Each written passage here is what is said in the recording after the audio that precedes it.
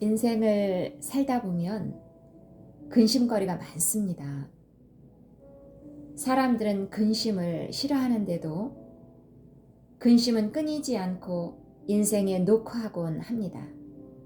그래서 어른, 아이, 할 것 없이 모든 인생은 근심하며 살아가죠.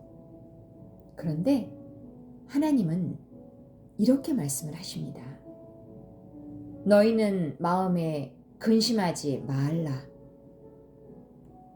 하나님은 왜 이렇게 말씀하시는 걸까요? 근심 많은 우리 인생을 이해 못하시는 걸까요? 아닙니다. 하나님께는 다 방법이 있기 때문입니다. 예수님이 십자가에 죽기 직전의 일입니다. 예수님 제자들이 마음에 근심을 하였어요. 왜냐하면 예수님이 곧 십자가에서 죽고 그들을 떠날 것이기 때문입니다. 근심 가득한 제자들에게 예수님은 이렇게 말씀하셨죠. 너희는 마음에 근심하지 말라. 근심하지 말고 이렇게 하라는 거예요.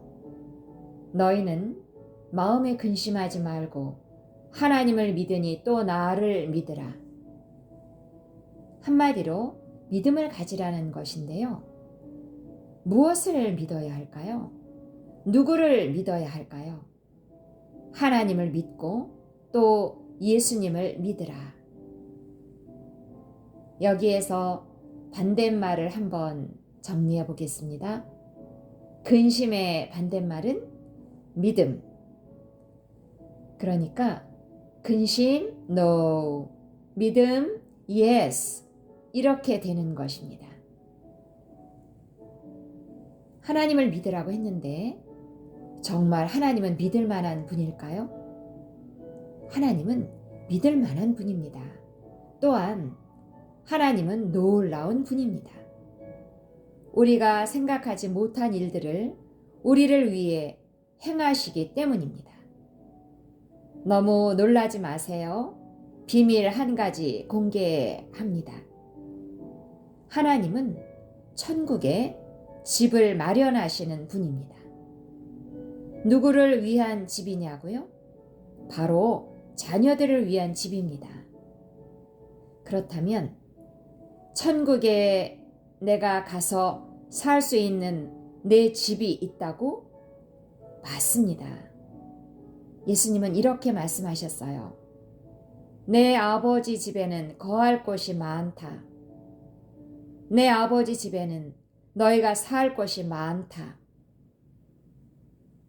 내가 지금 이 땅을 떠나서 아버지께로 가는 것도 그곳에 너희의 거처를 마련하기 위해서이다.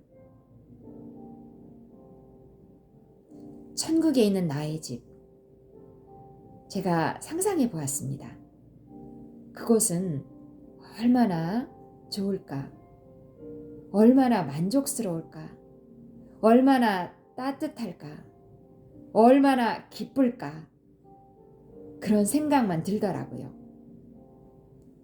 천국이 있다는 것을 믿고 있었지만 너무 현실에 충실하게 살다 보니 그동안 천국에 대한 생각을 놓치고 살았던 것 같습니다.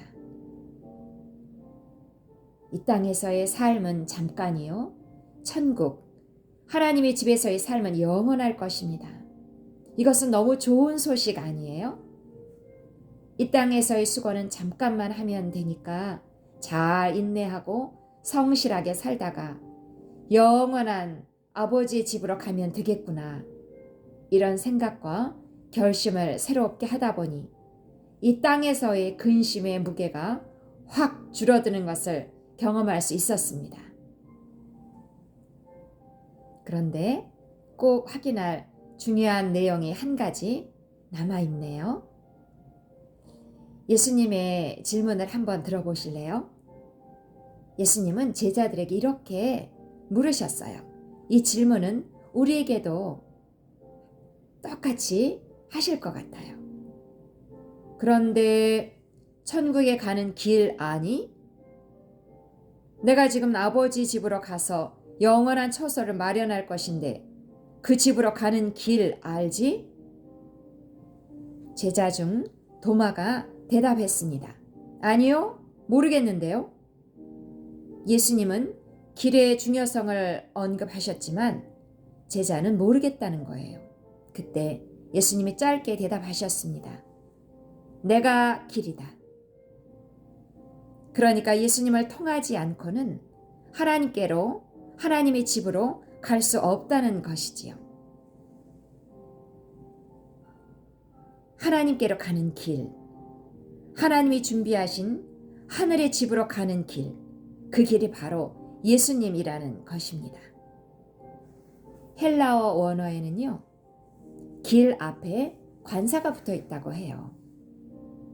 그래서 영어로 하자면 the way 이렇게 된다고 합니다. 하나님께 갈 수 있는 바로 그 길, 유일한 길, 이런 뜻이지요. 예수님이 길이 되시기 위해서는 물론 큰 희생과 큰 수고가 있었습니다. 죽고 부활하고 하늘에 올라가서 길이 마련된 것입니다. 오늘 말씀을 요약해 보겠습니다. 근심하지 말라. 하나님을 믿고 예수님을 믿으라.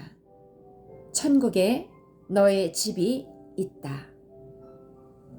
잘 들어주셔서 고맙습니다. 이제 근심하지 말고 믿음을 잘 선택해 보시기 바랍니다. 워낙 근심에 익숙해져 있어서 우리가 근심을 떠나 믿음을 선택하는 것에는 연습이 많이 필요하겠습니다. 연습 많이 하시기 바랍니다. 저는 또 좋은 소식을 가지고 찾아오겠습니다. 사랑하고 축복합니다. 샬롬.